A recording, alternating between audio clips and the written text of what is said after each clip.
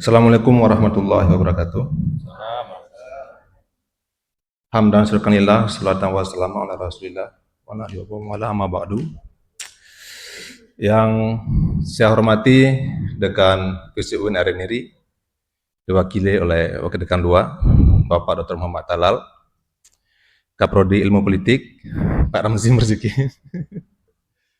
Pak Seprodi Arif Akbar, dan ada Adinda Misran. Ya, selamat bergabung di acara kita ini. Kemudian Bapak Pemateri, Pak Herman, Pak Haji Tuanku Rulidin, Bapak Ibu semua, slide ini dibuat tadi malam, jam 3 malam, Pak. Jadi kalau nanti Bapak Ibu melihat kurang huruf, double kata itu mohon dimaklumi. Kemudian slide-nya nggak banyak ini, cuma 6 halaman. Tapi saya tidak tahu harus mengawali dari mana ini, karena isu ini awalnya menjadi konsentrasi disertasi saya dulu. Dia begitu dihubungi oleh Direktur Trida terkait isu ini, mengingatkan saya ke memori waktu penyelesaian disertasi. Jadi nanti kalau ada bahasa yang agak kurang dipahami, itu mau dimaklumi, bahasa orang sedang kuliah dulu. Oke, nah kemudian bergeser ke kajian saya ke Lembaga Wali Nanggro.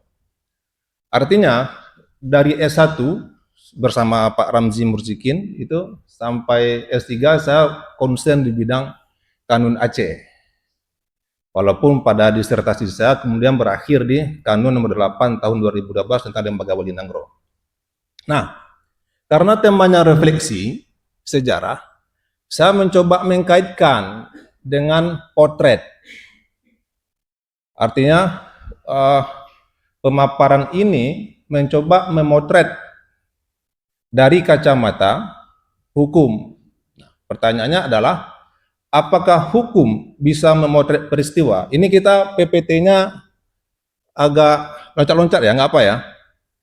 Nah, pemaparan ini itu menggunakan paradigma post-positif. Paradigma post-positif itu melihat peristiwa secara normatif, tapi ada paradoks di situ sedikit, ada yang agak kurang. Next.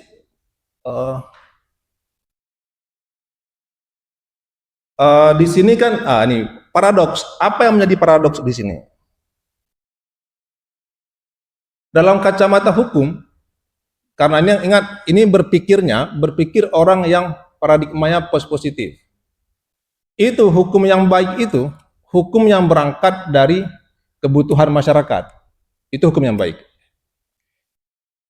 Kemudian, di era demokrasi, hal tersebut suatu hal yang mutlak.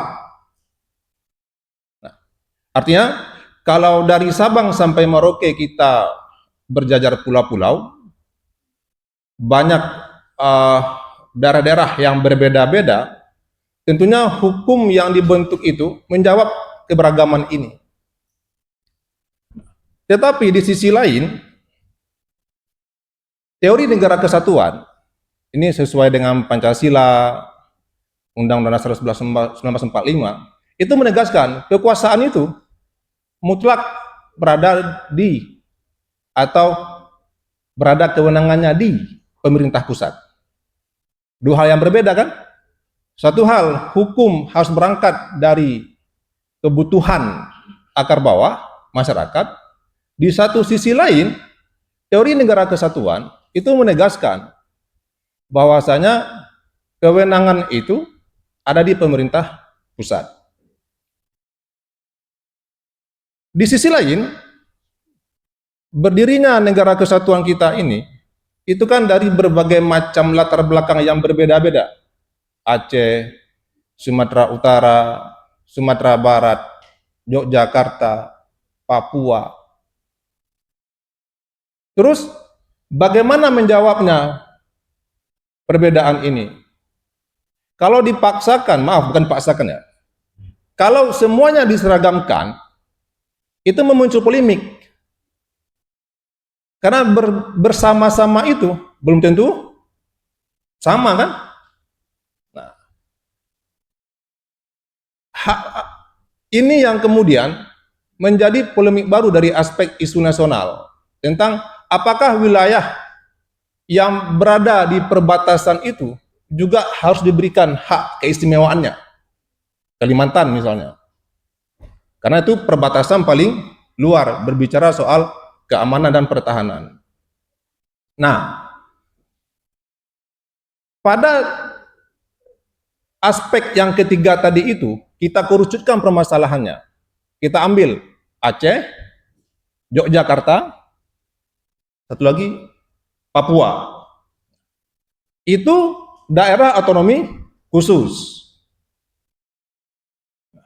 Kita kerucutkan lagi, bagaimana dengan Aceh?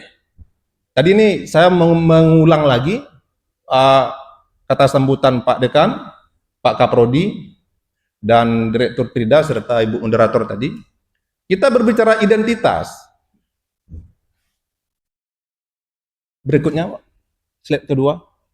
Oh, jadi kalau berbicara identitas, dialog gue, Bang. Lagi, slide kedua.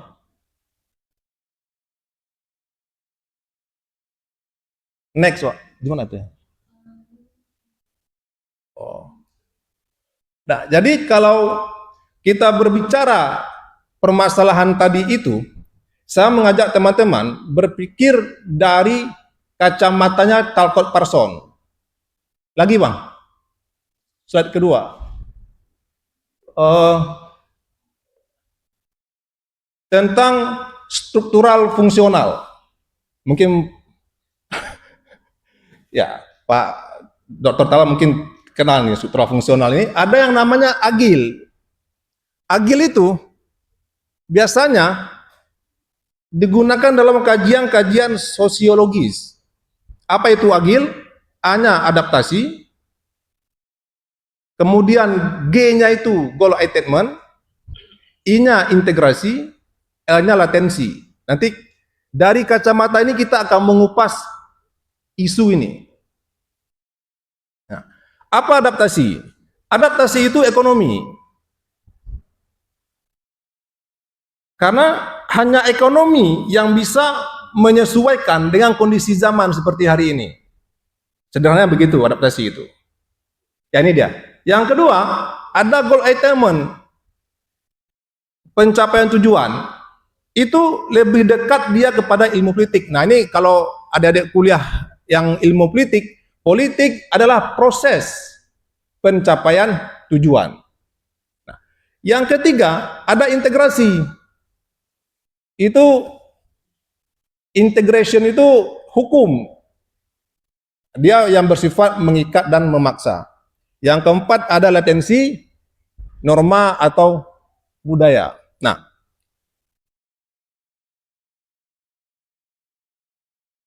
jadi pengupasan mengenai materi hari ini itu kita akan kupas menggunakan dua aja. Integrasi dari aspek hukum, goal attainment dari kacamata politik. Makanya judulnya itu politik hukum. Legal polisi, nggak usah yang kita ambil adaptasi, kemudian latensi, kita ambil hukum dan politik.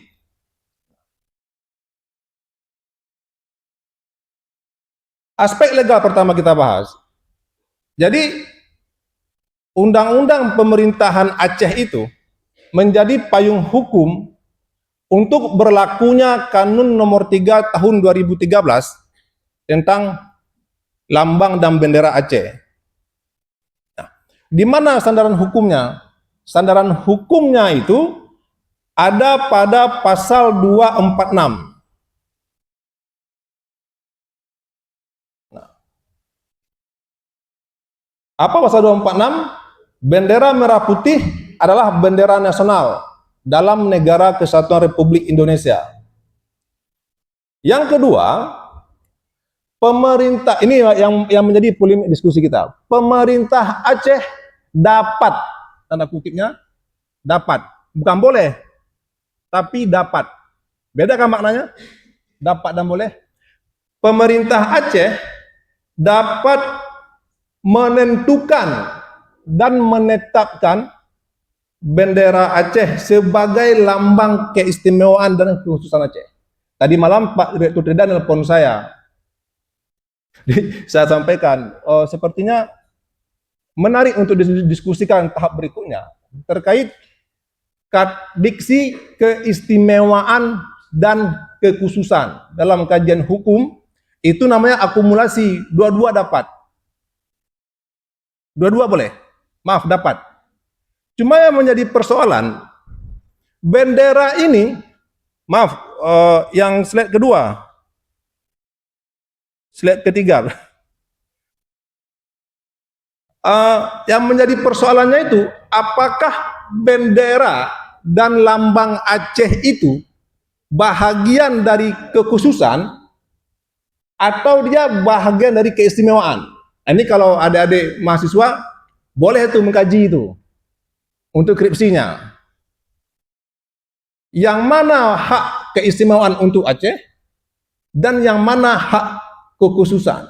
Pertanyaannya, bendera Kanun nomor 3 tahun 2013 itu di kamar mana dia? Nah, dari kacamata politik hukum, kalimat yang dimunculkan dalam setiap pasal dan ayat itu bisa dibedah dia, di breakdown. Contoh, pasal 247 itu menegaskan pemerintah Aceh dapat menetapkan lambang ya, sebagai simbol kekhususan Aceh yang diatur dalam Kanun Aceh. Artinya, Undang-Undang Nomor 11 tahun 2006 mendelegasikan kepada kanun yang tingkatnya perda untuk menentukan bagaimana bendera dan lambang Aceh itu. Nyambung ya permasalahannya? Nah, kacamata politik hukum kedua, pasal itu dikunci di ujungnya berpedoman pada peraturan perundang-undangan. Artinya, undang-undang mendelegasikan kepada kanun tentang bendera Aceh, dibentuklah Kanun nomor 3 tahun 2013. Tetapi sepertinya tahun itu, pemerintah Aceh lupa bahwasanya pemerintah pusat sudah membentuk peraturan pemerintah nomor 77 tahun 2007 tentang lambang daerah. Itu clear itu. Dalam PP itu jelas disebutkan lambang daerah atau bendera daerah atau logo itu tidak boleh menyamai satu, bendera-bendera kelompok ekstrim. Dua, bendera-bendera yang menyamai separatis. Nah, itulah yang diskusi tadi malam sama Pak Trida sampai lebih kurang 1 jam. Nah, artinya diskusi hari ini kemana mau kita bawa nih? Yang jangan mudawa Pak Dekan ya, setelah ini. Nah, jadi dari kacamata hukum, apa solusinya? Saya baca tadi malam, harapan terakhir, harapan dari kegiatan ini adalah ada yang sebuah tawaran dari kebijakan, tawaran terhadap solusi dari persoalan ini. Nah, jika demikian, bagaimana pemerintah Aceh di tahun 2013 itu membentuk benderanya? Yang tadi yang Bapak Ibu lihat benderanya. Nah, ya bendera tadi itu clear itu. Dalam Kanun nomor 3 tahun 2013, itu jelas tuh. Lampiran 1 Kanun Aceh nomor 3 tahun 2013 tentang itu dia. Nah, jadi ini yang menjadi kemudian persoalan kenapa hal ini belum selesai. Kalau kita melihat dari kacamata politik hukum dan menggunakan berpikirnya positif dengan pendekatan sosiolegal. Kenapa sosiolegal? Nah, kenapa sosiolegal dia? Karena sosiolegal, dia bisa, misalkan ini kan paparan nih. Kalau pendekatan sosiolegal, saya bisa menginput data dari kacamata sejarah. Maksudnya, saya bisa input data dari kacamata sejarah, dari kacamata politik, untuk apa? Untuk merumuskan sebuah kebijakan. Bagaimana sih bagusnya dengan lambang dan bendera Aceh ini yang bisa ditawarkan alternatif lainnya? Apakah harus model begitu? Sementara himne sudah berjalan, yang tadi kita nyanyikan itu himne itu diatur dalam kanun itu. Kenapa himne bisa, sementara bendera dan lambang tidak bisa? Apakah kita tidak bisa tarik ulur sedikit? Apakah harus saklek ada gambar itu? Atau kita bisa geser sedikit? Nah, karena orang hukum, saya harus menunggu bagaimana kacamata sejarah. Ya, oke, demikian saya akhiri. Assalamualaikum warahmatullahi wabarakatuh. Baik, terima kasih Pak Delvi Sugiana yang sudah membahas kita terkait dengan bagaimana turunan regulasi ya. Walaupun di akhir beliau menutup dengan penuh kekhawatiran ya. Sehingga tidak mau menjudge bahwa sebenarnya bentuk bendera Aceh itu bisa kita berubah dalam tanda kutip ya, sehingga tidak mewakili kelompok tertentu. Tetapi bagaimana kemudian simbol bendera Aceh ini bisa mewakili kedaulatan. Karena bicara Aceh ini kan bicara nation state dalamnya. Jadi tidak berbicara pada kepentingan kelompok-kelompok tertentu. Nah, saya kira untuk legitimasi historisnya kita sudah hadir di sini pakarnya ada Bang Hermansyah yang akan membahas kita terkait dengan apa sih historis bendera alat peduli ini, atau sebaiknya kita mengkaji historical ini dan kemudian kita sepakat gitu ya, bahwa kemudian bendera Aceh itu ya bendera alam peduli saja gitu ya, sehingga tidak lagi bertambah waktu jeda dalam aktualisasi kanun nomor 3 tahun 2017. Kepada Anda kami persilakan.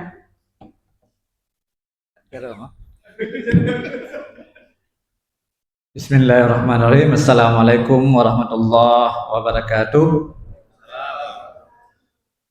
Alhamdulillah, hamdan syukran lillah, salatan wa salaman ala rasulillah, amma ba'du.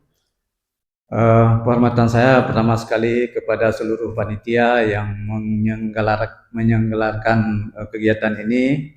Penghormatan takzim saya kepada rekan FISIP yang diwakili oleh Wakil Dekan 2 Pak Talal, rekan Prodi SKI, juga Pak Kaprodi, ada Pak Daniel, juga kepada tuanku dan narasumber yang sudah menjebak saya kemudian. Penghormatan saya selanjutnya kepada seluruh peserta, adik-adik mahasiswa dan teman-teman yang saya lihat ada wajah-wajah yang sudah terbiasa dengan polemik bendera. Bisa ditampilkan slide? Oh gitu. Karena saya dosen di Prodi SKI, biasanya kalau orang SKI ngomong itu no dokumen no history katanya. Jadi harus ada dokumennya, harus ada tanda buktinya, baru bisa dikatakan itu fakta sejarah. Nah, jadi kalau sampai layar ini nggak muncul, kita nggak akan ngomong. Luar biasa ya. Kita mulai dari kekhawatiran ya. Karena Pak Delvi nggak akan bisa ambil hukum nanti di situ. Nah, memang polemik ini saya sudah berapa kali diundang dalam kegiatan diskusi bendera, walaupun tupoksi saya tetap di bidang sejarah, karena saya berpedoman bahwa Kerajaan Aceh atau Kesultanan Aceh dalam tanda kutip bangsa Aceh itu sudah ada sebelum hadirnya negara Indonesia. Jadi saya ngomong ya tentang kebangsaan Aceh, gitu ya, Kesultanan Aceh. Nah, dokumen-dokumen yang ingin ditampilkan nanti adalah terkait dengan itu. Berbicara tentang sejarah alam Pedeng, ya, berbicara tentang sejarah alam Pedeng, kita tahu bahwa itu punya nilai historis.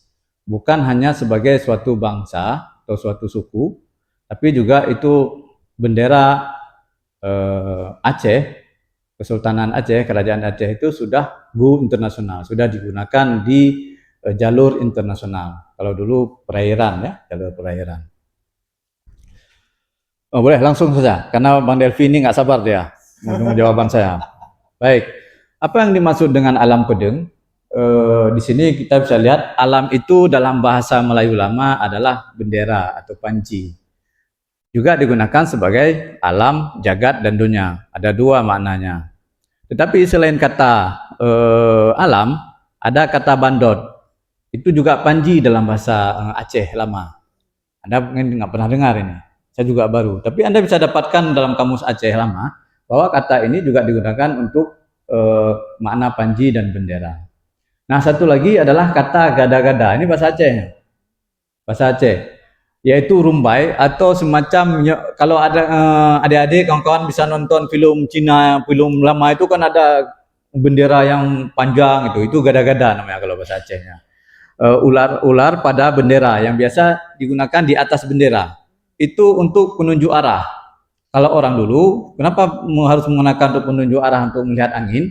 Karena itu sangat erat dengan para pemanah. Nah, Nyajino hanya pakai lenya kan, pakai drone, pakai rudal ya kan. Nah, kalau dulu itu untuk arah angin. Melihat karena peluru yang digunakan itu adalah peluru kecil, ringan, maka dia harus melihat arah angin, benderanya itu di mana, ke mana angin arahnya. Jadi itu nama dalam bahasa Acehnya, dalam kamus bahasa Aceh disebut gada-gada. Ya. Nah, di Aceh itu ternyata tidak hanya menggunakan bendera yang dasarnya itu merah, tetapi itu ternyata ada 3 benderanya. Warnanya dari simbolis warna ada merah, kuning, dan biru. Merah itu memang untuk kesultanan atau kerajaan, ya. Di samping kita bisa lihat warnanya itu yang alam Pedeng. Maka kenapa disebut kemudian alam Pedeng? Bendera Pedeng artinya bendera pedang. Bendera yang gambarnya itu pedang. Ya, pedang coba dinaikkan sedikit. Nah, pedang itu pedang hulu maapit nanti. Nah, itu kan gagangnya itu. Ya, itu hulu maapit. Itu disimpan di Antwerpen, Belanda, museum ya, museum Belanda. Masih ada dokumennya. Itu asli itu. Anda bisa akses nanti. Dan itu memang kalau kita zoom, ya, ini resolusi kecil saya kira. Kita zoom, itu akan nampak jahitannya. Dijahit itu. Jadi bendera yang pedang itu, yang hitam itu dipotong, kemudian dijahit di atasnya. Kan lagi jadi dengan print mentang, ini gampang sekali. Kalau dulu memang pekerja, makanya sebuah bendera itu sangat dihormati karena dari prosesnya itu sangat luar biasa. Nah, ini yang dimaksud dengan alam Pedeng. Ya, dengan alam Pedeng bahwa bendera pedang sudah selesai. Nah, ini yang digunakan oleh kesultanan. Kenapa kok sekarang ada bintangnya, ada itu nanti slide selanjutnya, ya kan? Nah, Bang Delvi tenang ya. Nah, jadi ada 3 warna, merah, kuning, dan biru. Kuning itu digunakan dalam kondisi kritis sebuah negeri. Nah, itu di buku Aceh Sepanjang Abad sempat disebutkan bahwa Belanda menggunakan juga bendera kuning karena saat itu kapal mereka terkena kolera, jadi dipasang bendera kuning dan ternyata dipasang di pesisir Aceh agar supaya bangsa-bangsa lain tidak bisa mendarat ke Aceh karena dianggap negerinya itu sedang kritis oleh penyakit atau konflik huru hara. Jadi dipasang warna kuning. Nanti ada warna kuningnya bendera tersebut. Nanti kita tampilkan. Nah, satu lagi warna biru. Biru itu untuk perdagangan. Nah, yang biru ini saya belum menemukan yang asli. Kalau yang merah dengan yang kuning sudah. Waktu saya ke Belanda, juga di Jerman dan di Denmark, ya, dan di Belgia. Itu saya melihat besar sekali benderanya, besar sekali. Ya, itu memang bendera Aceh asli pada periode abad ke-18, ke-19. Nah, biru ini untuk perdagangan. Nah, nanti ada sketsa dilakukan penelitian oleh orang Belanda. Next, selanjutnya. Nah, ini ragam alam Aceh atau pedang bendera Aceh. Ini yang sering kita lihat, ya. Anda bisa lihat nanti. Ini asli ini. Ini empat-empatnya asli, disimpan di beberapa tempat, ya.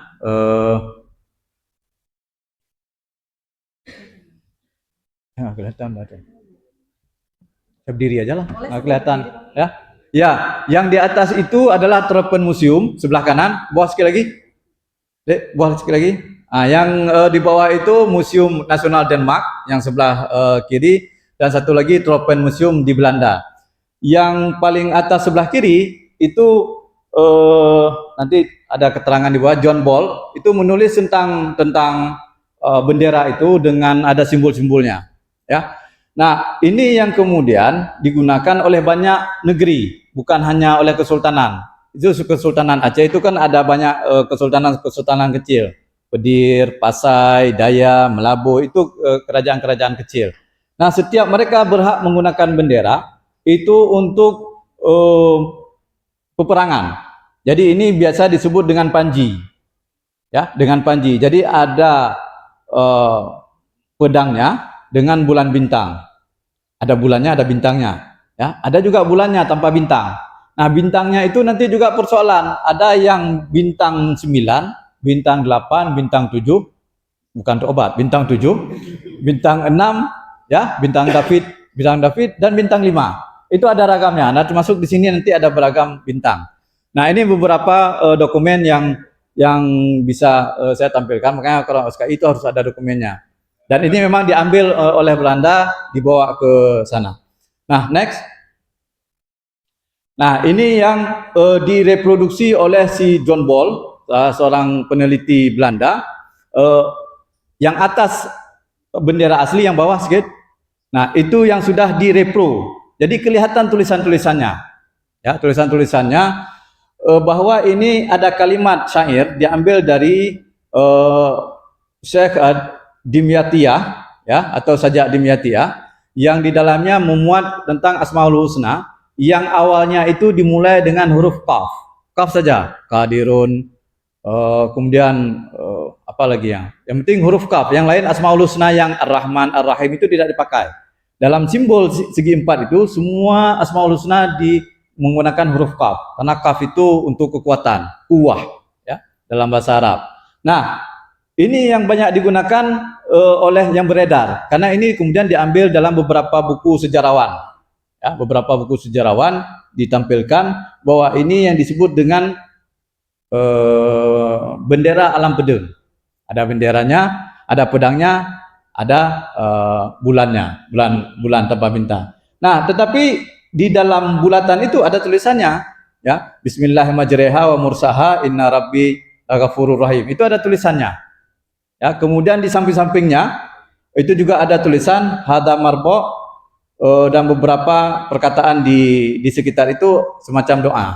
Nah, di gagangnya itu ada tulisan yang menyebutkan hadal marba karena maudu'an ala liwa Iskandar, bahwa bendera ini merujuk kepada maksudnya Sultan Iskandar Muda. Walaupun tidak disebutkan di situ mudanya, tapi Iskandar bisa di Aceh itu bisa menjadi Iskandar Zulkarnain, bisa menjadi Sultan Iskandar Muda. Ini yang paling banyak berkembang, bendera tersebut. Nanti ada satu lagi, Persis satu lagi. Nah, next. Pak Devi udah nggak sabar ya nih. Ya. Nah, ini yang bendera yang ditemukan, bukan ditemukan, tapi diambil oleh si Hans Christoffel perwira Kniel saat dia melakukan ekspansi di Medan, saat mengalahkan si Singamaraja 12. Ini benderanya ini, itu segede orang berarti, lebih besar benderanya. Nah, ada 4 bendera ini yang disimpan di Museum Belgium, ya, disimpan di Belgia. Termasuk di dalamnya ada bendera yang berwarna kuning. Hanya saja masalahnya, ini kalau saya dapatkan dari Uli Kozok, salah seorang peneliti di Batak. Kalau kita mungkin tidak memperdebatkan masalah ini, tapi di Batak ini jadi masalah besar bagi mereka. apakah si Singaraja itu sudah menjadi Islam atau belum Islam dengan diperoleh beberapa bendera yang terdapat di dalamnya itu didominasi oleh Kesultanan Aceh. Nah, masalahnya Christopher ini bukan hanya di Batak dia menguasai itu, tapi sebelumnya dia sempat ke Aceh, ke Gayo dan Alas. Memang terakhir dia di Batak saat mengalahkan Singaraja, dan saat dia meninggal, keluarganya itu kemudian menyerahkan semua dokumen-dokumen kepada, termasuk bendera, kepada kerajaan Belgia.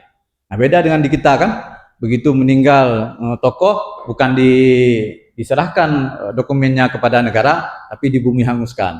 Nah, kalau ini memang diserahkan ke negara, sehingga di situ ada badik, ada pedang, rencong, dan sebagainya. Dan saya sempat diskusi di sana tentang bendera ini. Next.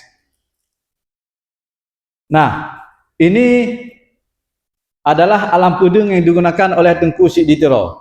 Anda mungkin kenal beberapa Tengku Siditiro, ya, bahwa memang ditulis di situ, inilah alamat alam Tengku Siditiro, ya, Syekh Samanditiro, bahwa ini yang digunakan saat kemudian diperoleh atau direbut oleh Belanda. Nah, next. Jadi ini pedang, ya, alam pedang digunakan. Ini memang untuk perang. Nah, ini yang untuk kesultanan. Di dalamnya itu terdapat bendera dengan pedang Zulfakar. Dia akan bercabang dua. Itu punya nilai sejarah bahwa pedang itu Rasulullah menyerahkan kepada Sayyidina Ali. Kemudian disebut adalah pedang Zulfakar. Nah, di situ bintangnya itu adalah bintang 9. Bintang 9 ternyata juga digunakan, bintang 8. Berapa itu? 9. Ya, bintang 9 juga digunakan oleh Kesultanan Turki sebelum abad ke-19. 1845 itu masih digunakan untuk daerah lainnya, daerah Kesultanan Turki. Next.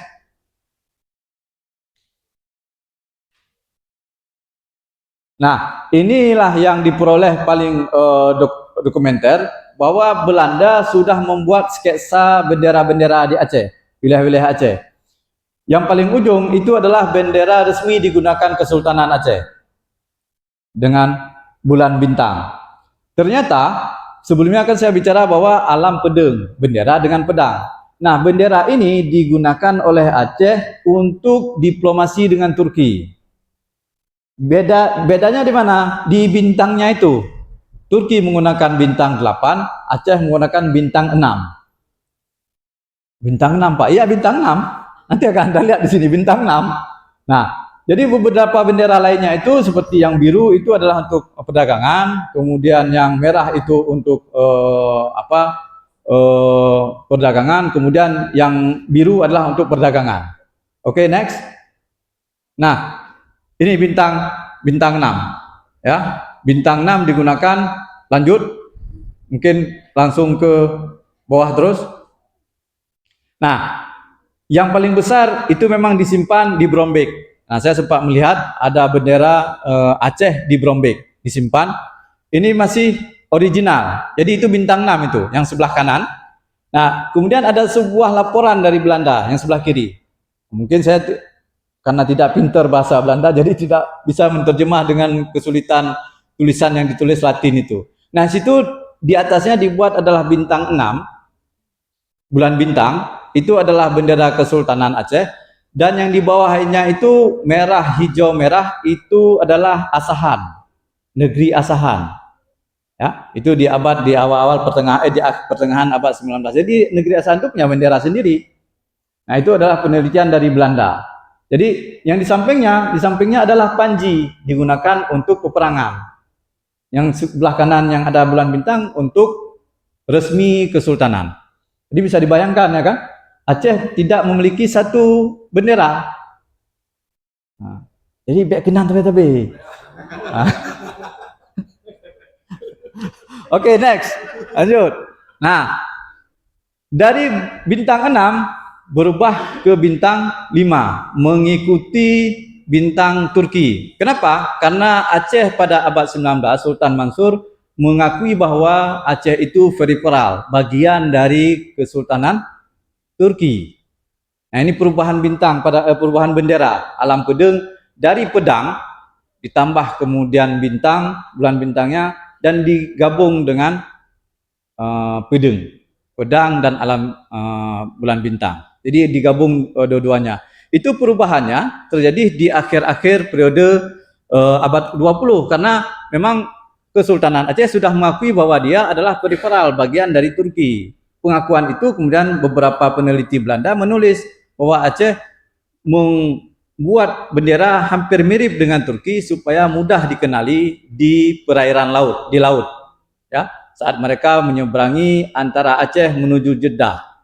Jadi perompaknya itu adalah, ya kalau di abad 16-17 adalah Portugis, di abad 18-19 adalah Belanda. Jadi begitu melihat bendera yang mirip dengan Turki, mereka tidak akan ganggu. Sama dengan sekarang lah. Kalau ada lewat bendera Iran, ya Amerikanya agak minggir dikit gitu. Gitulah istilahnya, ya.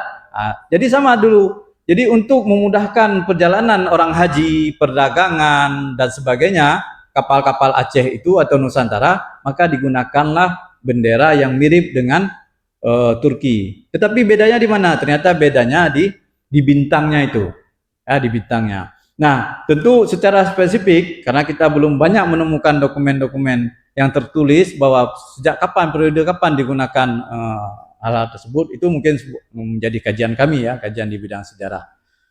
Dan selanjutnya, mungkin ini terakhir. Ya, jadi dalam kajian saya bahwa bendera paling pertama sekali dengan kata yang digunakan adalah alam pedeng, ya bendera ini.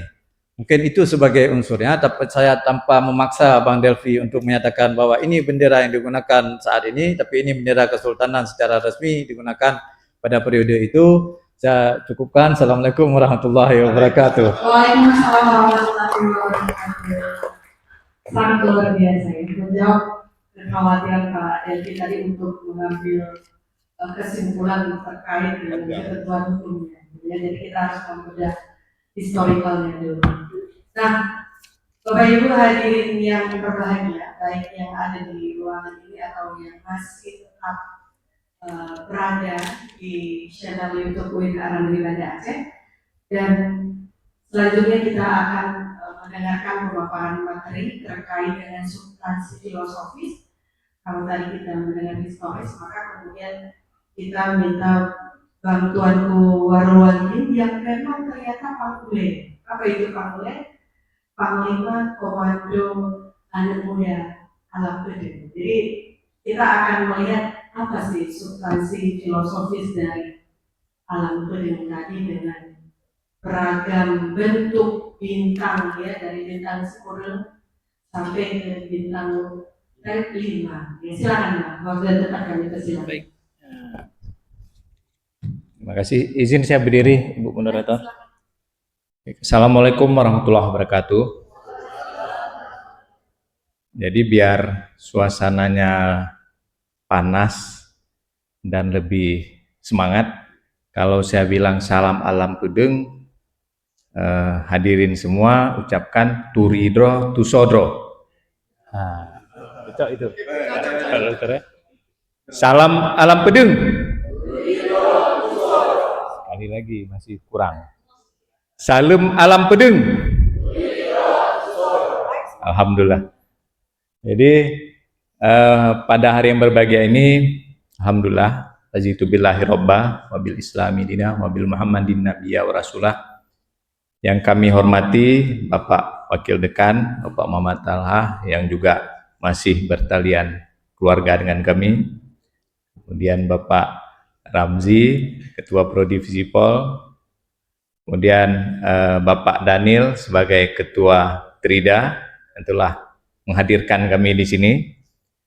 Dan Ibu Moderator yang sudah membawa acara dengan sangat baik sejauh ini, dan spesial buat panitia semua yang sudah rela meluangkan waktu dan pikiran untuk hadir ke tempat yang sangat mulia ini, dan khususan buat semua para hadirin, adik-adik mahasiswa-mahasiswi yang sudah sangat tertarik, sudah sangat memberikan kesempatan untuk melangkahkan kaki di ruangan yang berbahagia ini. Jadi setelah kita mendengarkan tadi pemaparan dari para guru-guru kita, di sini ada Pak Dr. Delvi tadi secara hukum, dan ini insya Allah Prof. Hermansyah, ini mudah-mudahan bisa melanjutkan akademiknya. Jadi saya pikir apa-apa yang mereka sampaikan ini sudah sangat lengkap, sudah sangat sempurna. Nah, yang ingin saya sampaikan pada hari ini lebih kepada sejarahnya ada, namun juga semangatnya yang paling penting.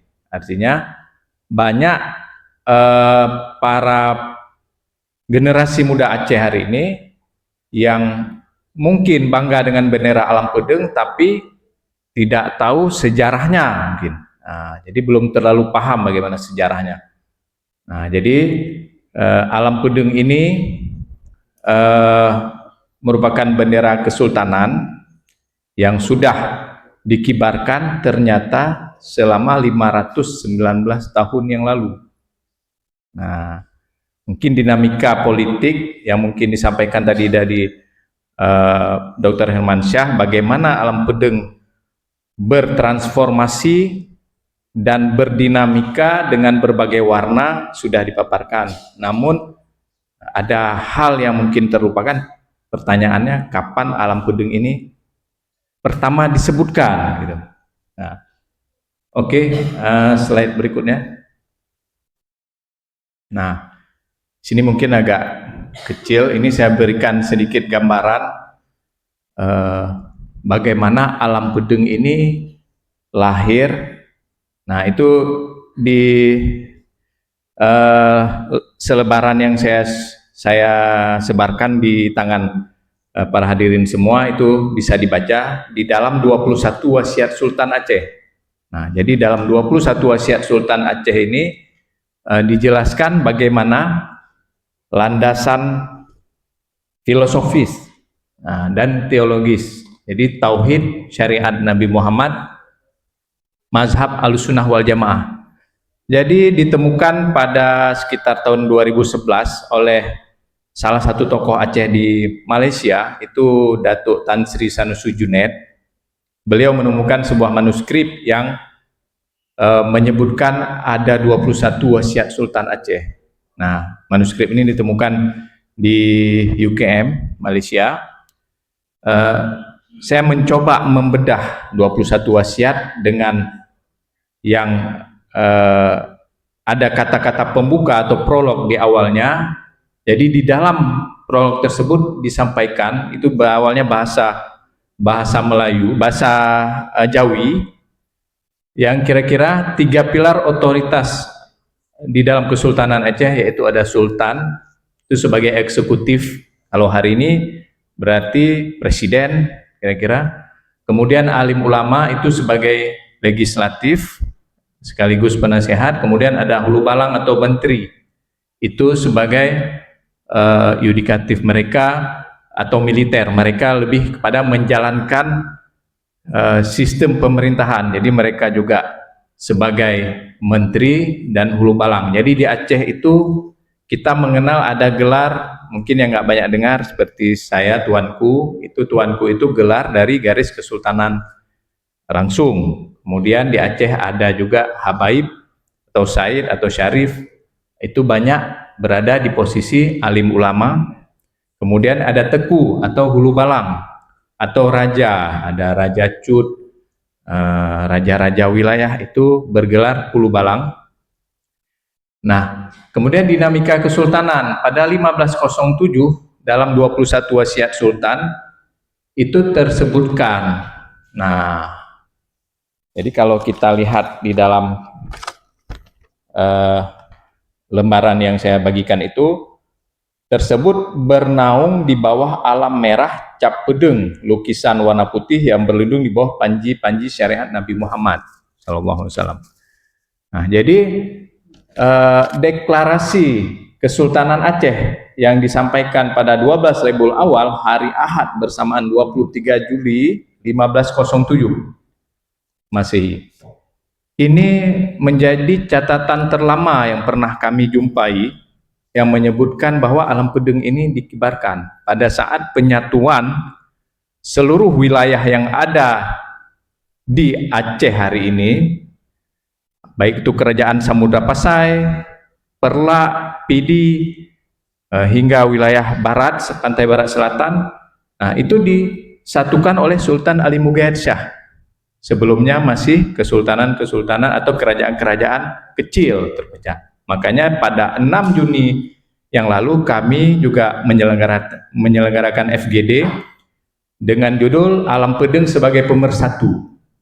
Nah, kenapa kami sebut tema Alam Pedeng sebagai Pemersatu? Karena pada saat 1507, tepatnya 23 Juli itu atau 12 Rabiul Awal itu, Sultan Ali Mughayat Shah menyatukan seluruh wilayah-wilayah yang ada di Kerajaan Aceh, yang mana para raja-raja dan sultannya tunduk di bawah Aceh Darussalam. Nah, dulu juga di sini ada Lamuri, yang mana menjadi cikal bakal lahirnya kota Banda Aceh itu pada 22 April 1205. Jadi hari lahir kota Banda Aceh. Ya, mungkin siapapun wali kota belum tentu juga tahu bagaimana sejarah ini gitu. Yang tahunya 22 April 1207. Nah, Banda Aceh kan hari ini 819 tahun ya. Nah, 820 tahun. Nah, ulang tahun Banda Aceh 820 tahun itu masih menjadi bagian daripada kerajaan Aceh di Lamuri, belum menjadi Kesultanan Aceh yang lebih luas. Tapi pada 1507, 23 Juli dideklarlah Kesultanan Aceh dengan bendera alam pedeng. Ini data terlama yang pernah kami jumpai. Nah, jadi di dalam 21 wasiat Sultan juga disampaikan cakram integrasi identitas. Jadi disebutkan mana Aceh. Aceh itu satu negeri. Negeri apa? Negeri Aceh. Kemudian satu bangsa, bangsa Aceh. Satu bahasa, bahasa Aceh. Kemudian satu kerajaan, kerajaan Aceh. Satu agama Islam. Kemudian apa sumber hukum dan tata negaranya? Yang primer itu Al-Quran dan Hadis. Sekunder Quran dan ijma ulama. Kemudian sosiologisnya hukum adat, resam dan kanun. Jadi ini 519 tahun yang lalu sudah diatur, sudah ditata dengan sangat baik oleh Sultan. Tinggal dijalankan oleh rakyat Aceh dan perangkat kesultanan. Kemudian simbologi dan manifestasi kedaulatan itu alam pedeng, alam merah cap pedeng. Jadi sebagaimana disampaikan tadi Pak Dr. Hermansyah bahwa alam ini bermakna alam secara bahasa kita sederhana, tapi alam ini bermakna bendera. Nah, jadi alam merah cap pedeng. Kemudian panji syariat atau perlindungan di bawah syariat Islam. Oke, next. Nah, jadi kalau ingin membaca 21 wasiat itu ada di selebaran yang saya bagikan. Namun kita coba memecah dari 21 pesan-pesan Sultan yang ada di tangan peserta semua ini secara detail dapat disimpulkan bahwa dalam nasihat itu mengandung 5 nilai hidup atau 5 falsafah hidup. Nah, yang Islami yang menjadi falsafah dan prinsip. Nah, jadi yang pertama amanah. Itu ada pada pasal 17. Itu kalau tidak salah tentang kenduri maulid misalnya. Kenapa kenduri maulid ada dari dulu hingga sekarang di Aceh. Jadi kalau ada yang bilang maulid itu bid'ah, itu perintah ulil amri, perintah sultan. Nah, jadi kalau sultan sudah memerintah atau pemimpin sudah memerintah, kita harus menjalankan. Nah, jadi kalau tanya dalil, ya dalilnya perintah sultan, wasiat sultan. Nah, jadi tidak ada alasan untuk kita oh nyo bid'ah, nyo hana hanya pegat nih, hana dasar. Inilah dasar. Jadi kalau ada yang tidak tahu dasar, kenapa di Aceh bikin kenduri maulid? Ini amanah sultan. pada poin 17. Nah, diwajibkan ke atas sekalian rakyat Aceh mengerjakan kenduri maulud akan Nabi SAW 3 bulan 10 hari, kurang lebih 100 hari, supaya dapat menyambung silaturahmi kampung dengan kampung, datang mendatangi, kunjung mengunjungi, ganti berganti makan kenduri maulud. Nah, ini perintah. Kemudian 18, diwajibkan di atas sekalian rakyat Aceh bahwa hendaklah pada tiap-tiap tahun mengadakan kenduri laut, yaitu di bawah perintah Amirul Bah. Amirul Bah ini Amirul Bahari.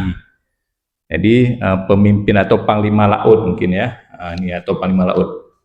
Jadi kenduri laut ini sebagai wujud rasa syukur. Biasa tiap tahun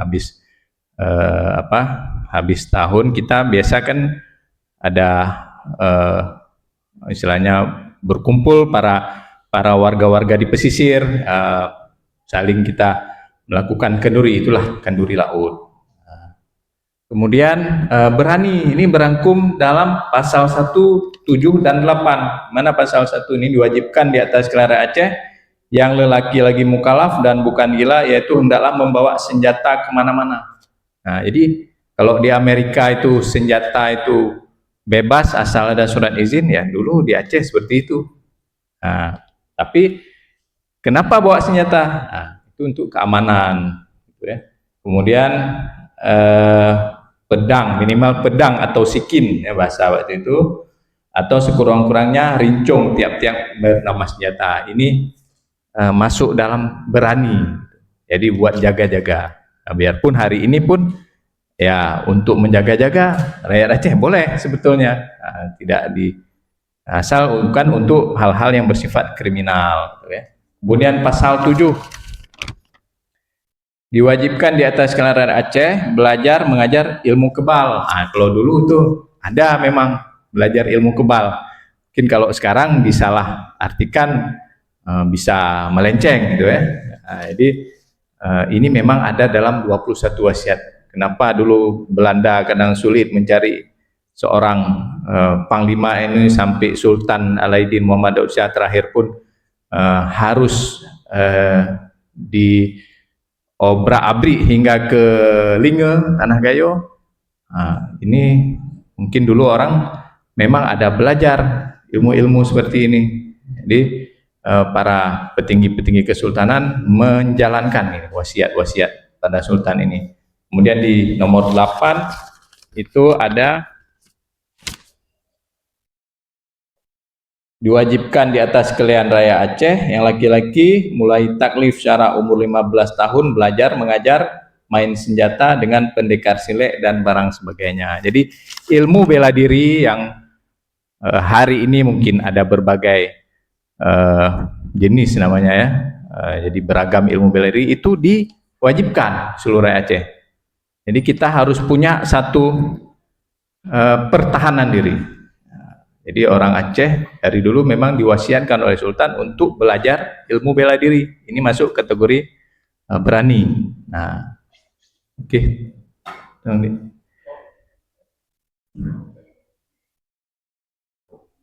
Nah, kemudian di bawah lagi masih yang tadi yang sebelumnya.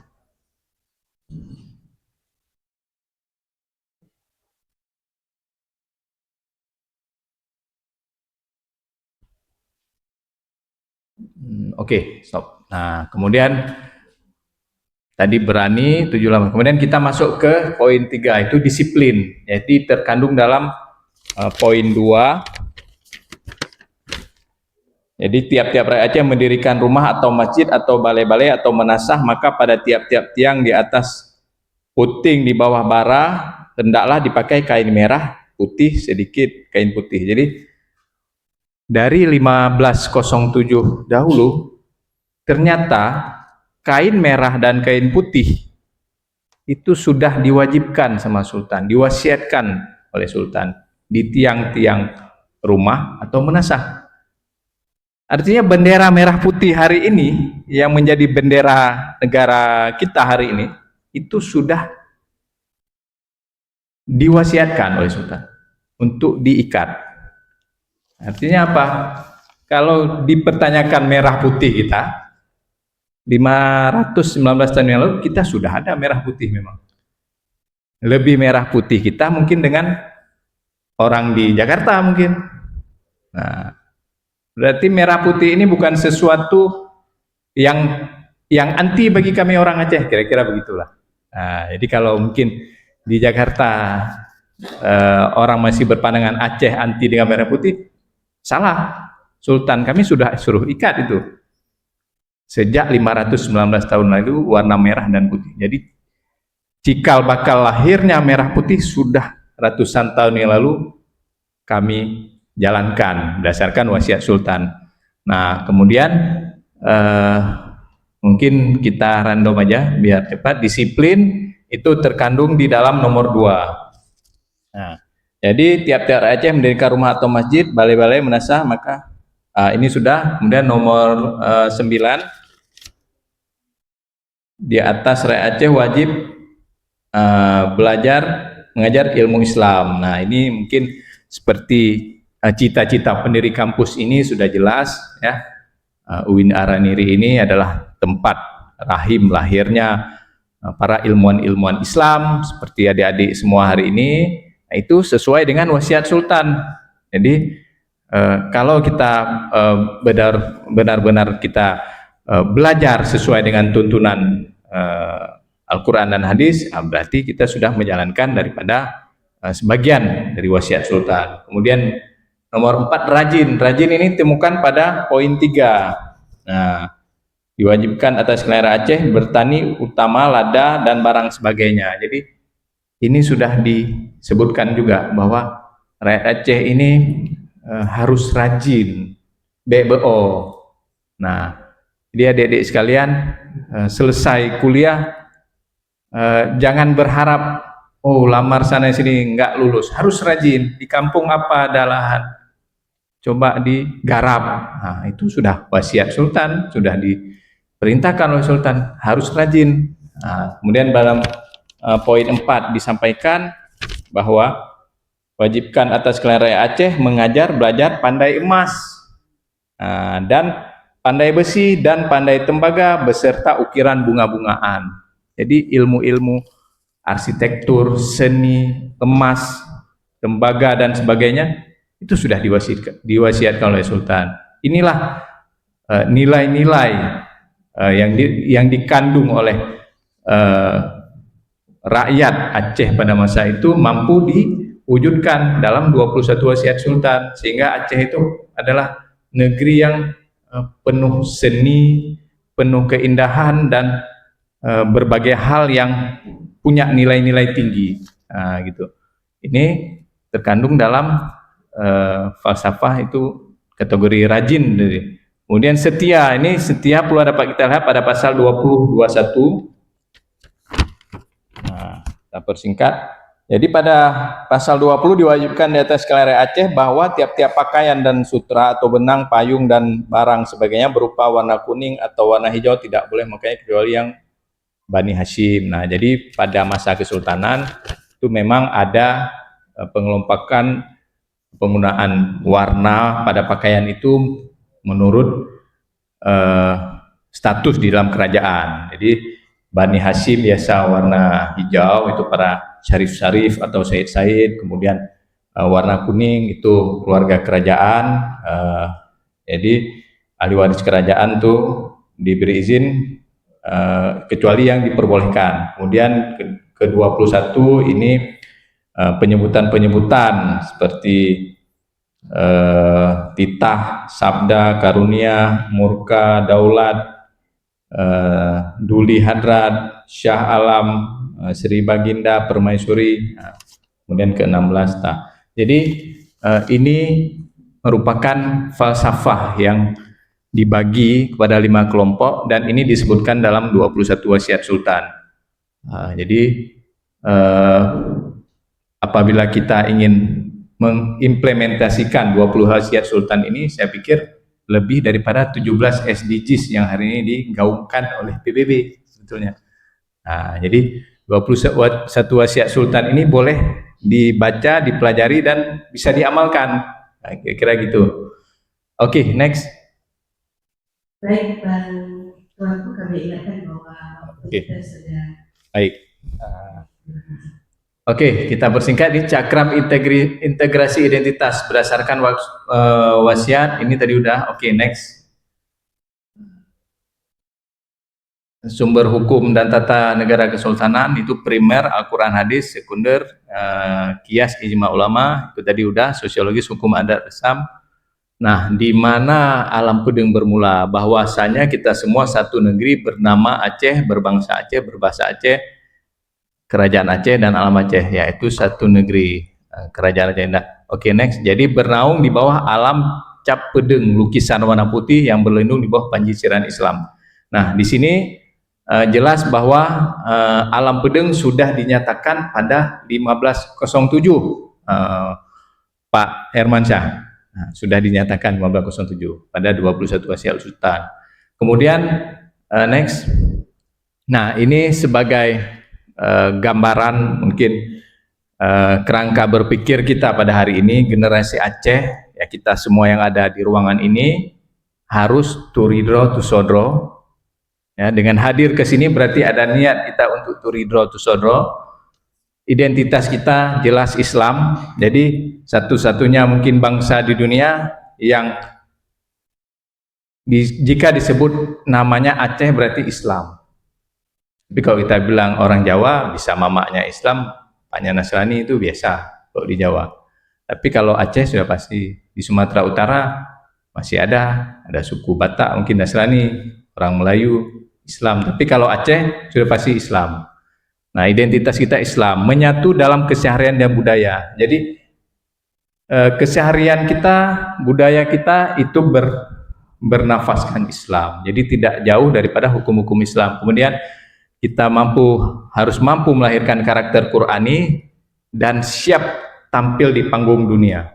Nah, ini yang para hadirin, adik-adik sekalian harus pahami, yakini bahwa orang Aceh adalah orang-orang yang punya spirit, punya falsafah yang kuat di dalam dirinya, dan siap berkompetisi di panggung dunia. Jadi jangan heran kalau banyak orang Aceh, biarpun orang Aceh itu sedikit, tapi bila diadu di panggung dunia, insya Allah orang Aceh siap. Kita harus meyakini itu, dan kepercayaan diri itu penting agar kita bisa mewujudkan mimpi-mimpi kita berikutnya. Nah, kemudian manifesto kemajuan. Oh, next, sebelumnya belum selesai. Nah, untuk apa kita siap tampil di panggung dunia? Tentunya untuk mengulang kejayaan Aceh. Bagaimana? Apa tujuan kita mengulang kejayaan Aceh? Itu mewujudkan mimpi pemerataan kesejahteraan rakyat Aceh. Nah, itu mimpi kita. Jadi seluruh Aceh itu sejahtera, sekolahnya tinggi. Kalau bisa anggota dewannya seperti di Iran minimal S2. Nah, kalau S1 jangan jadi anggota dewan, belum cukup, hansip ilmu. Nah, gitu kira-kira. Oke, next. Jadi manifesto kemajuan Aceh masa depan, teknologi dan iman, itu integrasi smart Darussalam dengan syariat, ekonomi global, kedaulatan maritim dan pusat halal dunia, pendidikan dan adab, penguasaan ilmu dan karakter berintegritas. Oke, bawah lagi.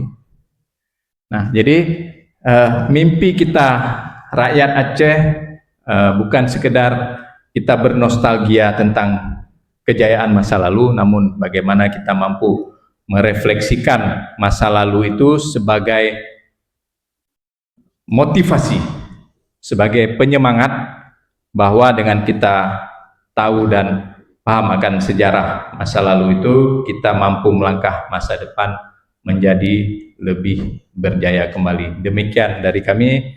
Assalamualaikum warahmatullahi wabarakatuh. Baik, terima kasih Bang Tuanku sudah menjelaskan substansi filosofis sangat komprehensif dan kali yang berbahagia. Tentunya pemaparan dari ketiga narasumber kita tadi sudah sangat luar biasa, ya, dimulai dari Bang Delvi tadi menyampaikan kepada kita bagaimana penggunaan regulasi, bahwa dari MOU Helsinki, UPA, kemudian Kanun nomor 3 tahun 2013, ya, dan kemudian ternyata berbenturan dengan kompres ya. Tetapi kemudian Bang Delvi tidak berani mengambil kesimpulan yang sangat luar biasa gitu dan mengharap bahwa historis sejarah dari Bang Hermansyah itu mampu melengkapi terkait dengan apa yang disampaikan oleh Bang Delvi. Tapi hari ini kita mendapatkan materi yang sangat komprehensif yang kemudian dilengkapi oleh Bang Tuanku tadi terkait dengan substansi filosofisnya bahwa apa yang bisa dimaknai dari alam gedung ini ternyata bicara kedaulatan yang tidak hanya kemudian bicara pada satu sisi saja, tapi kemudian juga include bagaimana kemudian sosial politik masyarakat itu menjadi hal yang urgent gitu ya. Nah saya kira suasana di ruangan ini sudah mulai ada hawa-hawa panas ya, tapi kita coba panaskan lagi dengan sesi Q&A. Jadi bagi rekan mahasiswa atau Bapak Ibu yang ingin mendiskusikan, untuk sesi pertama kita akan membuka 3 pertanyaan. Jadi silahkan dinarasikan singkat, padat, dan jelas pada pokok pertanyaan yang ingin didiskusikan dengan ketiga narasumber kita yang sudah hadir. Kami persilakan untuk sesi pertama, silakan ada yang mau bertanya, silakan tunjuk tangan. Oke, silakan 1. Ada lagi? 2, oke. 1 lagi. 1 lagi. Ada? Tidak ada? Pas? Oke, kita tampung 2 dulu ya. Silakan, saya minta Rania untuk membantu sebut nama dari prodi apa dan silakan utarakan apa yang mau didiskusikan. Silakan berdiri. Bismillah, Assalamualaikum warahmatullahi wabarakatuh. Waalaikumsalam warahmatullahi wabarakatuh. Perkenalkan, saya Lana Izahel Daraini dari Prodi Pendidikan Matematika. Jadi sebelumnya saya tidak punya dasar ilmu politik dan saya juga bukan orang Aceh. Saya orang Palembang. Nah, jadi di sini barangkali saya punya zero knowledge. Saya nggak tahu apa-apa tentang Aceh kecuali pengetahuan umum yang mana sangat dasar. Seperti mungkin gerakan separatis di Aceh yang pernah terjadi atau tsunami Aceh. Sekadar itu saja. Jadi ketika saya mendengar pembahasan dari bapak-bapak narasumber sekalian, di sini saya dapat ilmu baru. Wah, ternyata bendera dan lambang yang dipakai di Aceh itu punya makna filosofis, makna historis yang sangat banyak. Nah, tapi di sini pertanyaan saya muncul. Jadi dengan makna-makna historis dan filosofis itu, apakah saat ini bendera dan lambang itu masih punya fungsi praktis di kehidupan masyarakat modern saat ini gitu. Nah, saya harap bapak-bapak narasumber sekalian bisa menjelaskan dengan bahasa yang mudah dipahami untuk orang yang tidak tahu apa-apa tentang Aceh. Oke, baik, terima kasih banyak. Kita berikan aplaus yang sangat luar biasa. Oke, selanjutnya kita berikan kesempatan kepada Dewi Farida, silakan.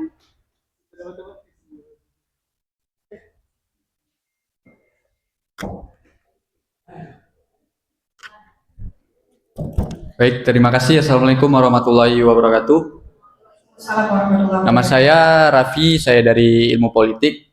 Tadi Pak Devi sudah menjelaskan ya turunan daripada peraturan bendera bulan bintang, mulai dari UPA dari nomor 11 tahun 2006 Pak ya.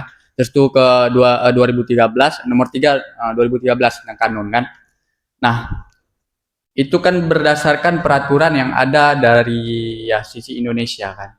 Nah, saya ingin mendengar Pak, maksudnya secara historis dari Aceh nih mengenai bintang bulan yang ada, yang kayak mana yang kita tahu Hasan Tiro memproklamirkan Aceh merdeka pada tahun 1976, betul kan? Nah, coba kita bahas dari situ dulu. Yang kita tahu juga Hasan Tiro adalah cicit atau cucu dari Teuku Ciditiro, betul kan? Nah, jadi supaya pembahasan kita ini berimbang dan antara kedua bendera ini bisa diterima oleh orang Aceh dan untuk bisa kita pasangkan ya minimal di depan panggung-panggung inilah kan. Nah, coba itu kita buka bersama supaya bisa menjadi pertimbangan juga bagi kita bahwasanya ya bendera bulan bintang itu juga merupakan bagian dari Aceh juga, bukan punya sesuatu kelompok aja. Karena kalau kita lihat bendera yang bisa yang hampir sama lah kita bilang kan dengan bendera Partai Aceh. Menurut saya ideologi ada beda, Pak. Partai Aceh dengan bulan bintang itu beda.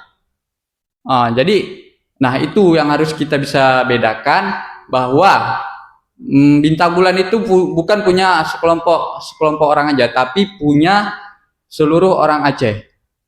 Oke, begitu. Terima kasih saya rasa. Baik, Ya. terima kasih Yufan yang sudah mempertanyakan bahwa kenapa sih gitu ya kita kemudian harus mengulik terkait dengan bendera Aceh, dan Yufan tidak sepakat bahwa bendera Aceh itu diaktualisasikan pada kepentingan satu kelompok, tapi dia mewakili keseluruhan kelompok yang ada di Aceh. Maka kemudian beliau meminta bahwa bagaimana kemudian turunan regulasi ini bisa memperkuat keberadaan bulan bintang itu sendiri. Baik, ada lagi yang mau didiskusin? Satu lagi, kalau tidak ada? Ada? Tidak ada? Pas? Oke, baik. Untuk sesi pertama, kita mempersilahkan Pak Delvi dulu untuk menjawab pertanyaan dari Yufan. Saya deg-degan ini. Karena habis pemaparan tadi WA masuk gitu. Peace antara bulan bintang dengan alam puding. Langsung saya lirik. Ya, Oke. Begini. Tadi kan pertanyaan Yufanza itu ada dua. Pertama aspek historis, yang kedua aspek regulasi. Nah, yang saya jawab aspek regulasi. Kita awali dari hierarki peraturan perundang-undangan. Sudah bisa muncul PPT-nya? Punya. Itu kan dalam kajian perundang-undangan, sederhana begini, regulasi yang di bawah tidak boleh bertentangan dengan regulasi yang di atas. Itu lazimnya Hans Kelsen juga ngomong begitu. Nah, apanya yang tidak boleh bertentangan? Pertama, substansi. Yang kedua, konsideran. Lazimnya begitu. Yang ketiga, spiritnya. Nah, kalau kita lihat hierarki dari Kanun nomor 3 tahun 2013 itu kan pertama pasal 18 Undang-Undang Dasar 1945. Turun lagi ke bawahnya, Undang-Undang nomor 11 tahun 2006 tentang pemerintahan Aceh. Nah, di situ dia mulai muncul persoalan. Kenapa? Persoalannya itu bukan lagi di aspek politis, tapi aspek hierarkinya. Pendelegasian terhadap pelaksanaan penetapan, karena bahasa undang-undang penetapan itu dapat menetapkan, pemerintah Aceh dapat menetapkan.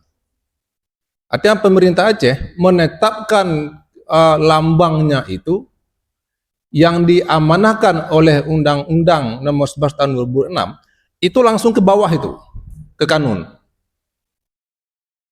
Kalau di luar Aceh itu lazimnya setelah undang-undang itu kan berlaku PP, Perpres, langsung permen.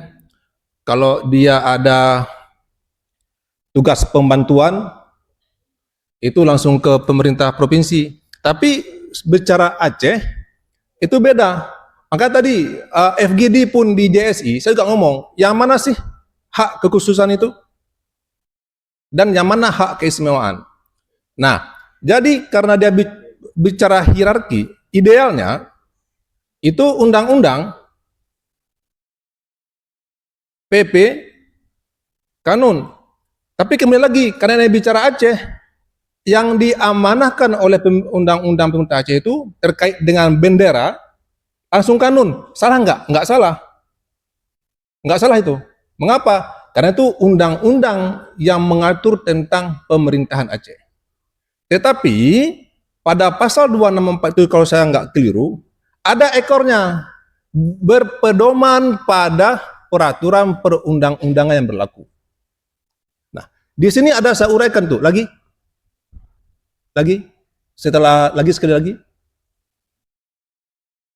sekali lagi, paling bawah dia. Nah, itu dia. Bisa dibesarkan. Nah, itu dia paradoksnya. Itu paradoksnya. Kita lihat kedua, dari aspek tahun, Undang-Undang Pemerintah Aceh itu ditetapkan kalau nggak salah saya 1 Juli tahun 2026. Artinya 1 Juli tahun ini itu, kalau saya nggak salah hitung, 20 tahun. Lama kan? Lama sekali itu. 20 tahun itu, kalau sebuah aturan itu nggak terlalu bagus kalau lama. Nah, jadi berikutnya, PP yang setelah ditetapkan Undang-Undang Nomor 11 Tahun 2006, muncul PP. PP yang mengatur apa? Peraturan pemerintah Nomor 77 Tahun 2007 tentang lambang daerah. Nah, artinya kan, mengapa peraturan pemerintah ini muncul? Nah, itu kita nggak tahu.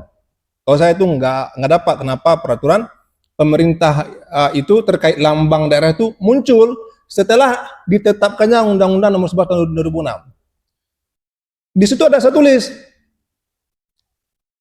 lambang daerah, bendera daerah itu tidak boleh menyamai. Itu adik-adik bisa lihat tuh.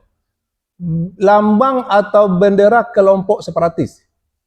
Karena ini slide-nya dari situ, saya nggak bisa munculkan. Tapi kalau di sini saya bisa tunjukkan pasalnya.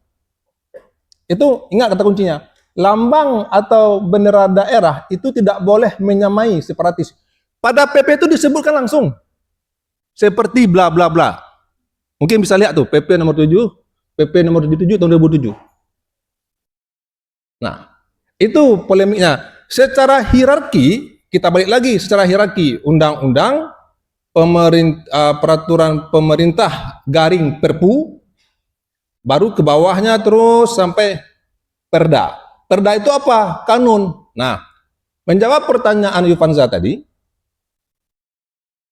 spirit yang ada pada lambang bendera itu tidak sama dengan spirit, gitu maksudnya, dengan yang ada kelompok tertentu. Nah, saya tidak membahasakan itu dan saya tidak pernah menafsirkan itu. Yang saya pahami karena cara berpikir saya dalam materi inilah post positif, itu bahasa undang-undang tidak boleh menyamai. Tidak disentuh dia ideologi di situ. Tidak boleh menyamai. Nah, karena di sini ada tuanku, ada Pak Dr. Herman. Nah, kemudian karena berpikirnya materi ini post positif, pendekatan yang saya gunakan itu sosiolegal. Informasi dari Bapak tuanku dan Bapak Dr. Herman itu bisa menjadi asupan untuk melengkapi slide terakhir tadi. Paling bawah lagi ada tuh. Nah, itu di bawahnya itu muncul sesuatu begitu. Apa sih rekomendasi dari kegiatan ini kalau sayanya? Nah, pertanyaan berikutnya, boleh nggak saklek nggak di situ lambang benderanya? Nah, itu tadi yang WA masuk ke saya. Peace antara Alam Pudung dengan itu.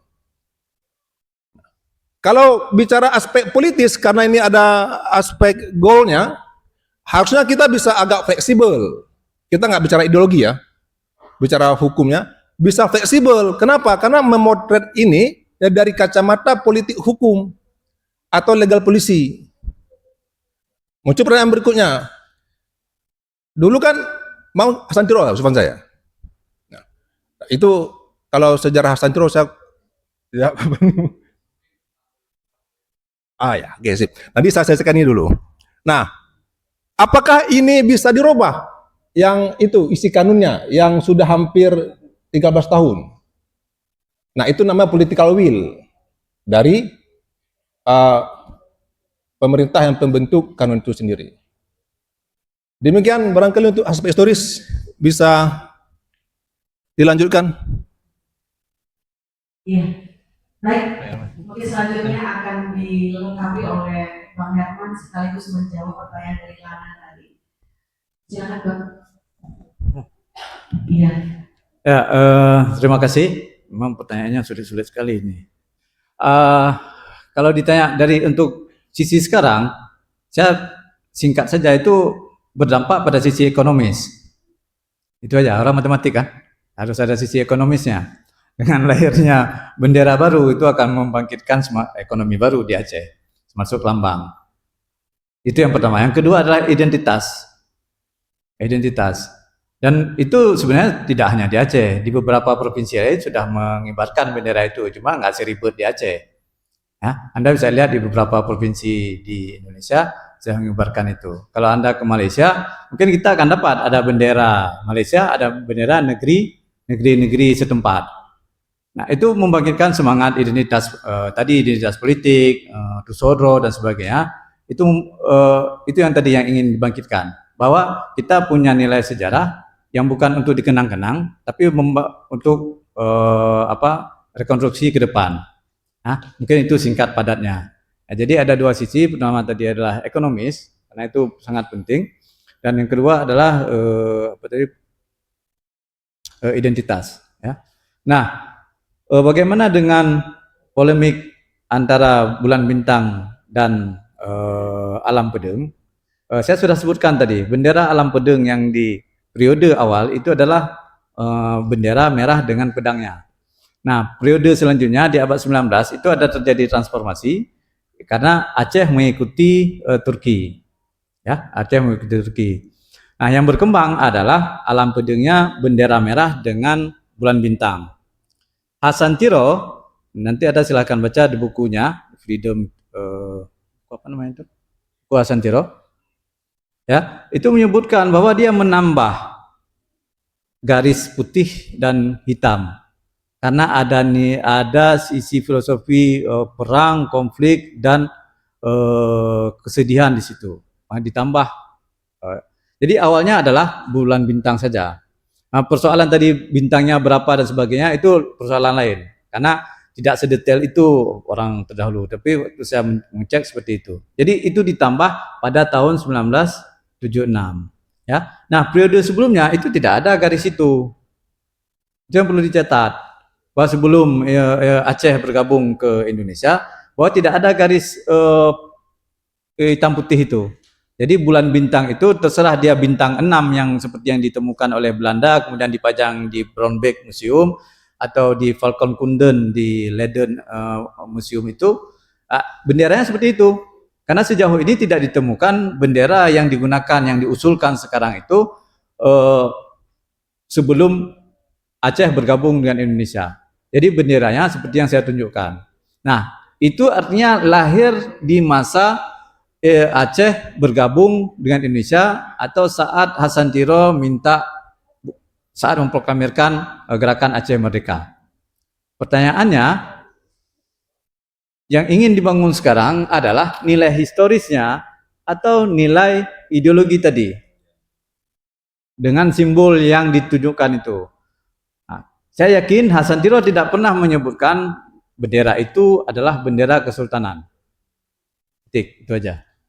Baik, terima kasih Bang Herman. Selanjutnya kita minta bantuan itu untuk melengkapi pertanyaan dari rekan mahasiswa selatan. Baik, saya coba menanggapi pertama dari siapa? Lana. Lana. Masih relevankah lah? Tidak pada hari ini, kira-kira begitu ya, Alam Pedeng. Jadi sebagaimana tadi sudah saya uraikan, itu ada 21 wasiat sultan yang tadi juga saya sebutkan, bahwa 21 wasiat sultan ini malah kalau kita head to head dengan 17 SDGs yang ditetapkan PBB, malah masih menang 21 wasiat sultan. Nah, itu simbolnya Alam Pedeng. Jadi sudah sangat jelas. Matematik tadi, saya juga orang ekonomi, saya akunting gitu kan. Jadi dalam akuntansi pemerintahan akuntabilitas, transparansi, tata kelola. Nah, itu yang kami pelajari secara akademis. Itu bahwa alam pedeng ini sangat sesuai dengan sistem pemerintahan pada hari ini, ya, falsafah dari alam pedeng. Jadi itu mungkin aktualisasinya bahwa alam pedeng sangat relevan untuk hari ini. Mungkin kita kemarin itu kita terlupakan dengan alam pedeng.